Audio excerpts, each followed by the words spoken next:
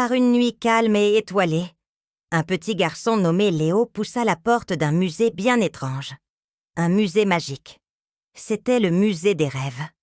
Là, dans la pénombre, chaque invention brillait d'une douce lueur, gardant un secret, et chaque lumière racontait une histoire fascinante. Soudain, un tableau s'anima. Un homme à la longue barbe en sortit avec un sourire malicieux. Le premier à parler à Léo fut Léonard de Vinci, l'homme aux 1000 idées. Il peignait, dessinait, et surtout, il imaginait des machines qui pourraient un jour voler. « N'oublie jamais, petit, » lui dit-il doucement. « Chaque grande idée commence toujours par un rêve, même si elle semble impossible au début. » Le décor changea brusquement.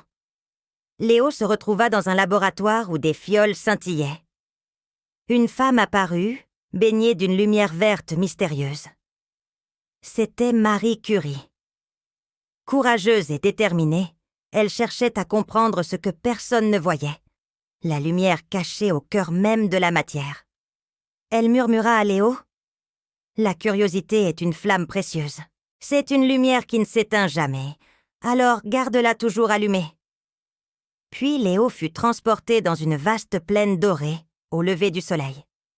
Il vit 2 hommes rire sous le vent, à côté d'une drôle de machine volante. C'étaient les frères Wright. Ils venaient d'offrir des ailes au monde.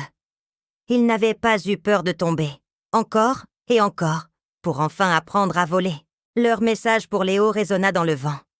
« Tomber, ce n'est pas grave.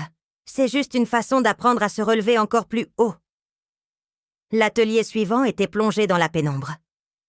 Des milliers d'essais, des nuits entières sans sommeil. Un homme travaillait sans relâche. C'était Thomas Edison. Et soudain, une ampoule s'alluma, illuminant son visage fatigué, mais heureux. Il avait enfin réussi. Sa leçon était claire. Ceux qui n'abandonnent jamais leurs rêves sont ceux qui, un jour, illuminent le monde.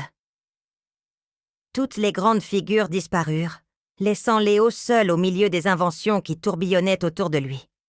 Des ampoules, des avions, des livres. Ils avaient laissé une étincelle dans son cœur. Une petite voix qui lui disait « Toi aussi, tu as le pouvoir de créer. Toi aussi, tu peux changer le monde. » De retour dans sa chambre, Léo se glissa sous ses couvertures.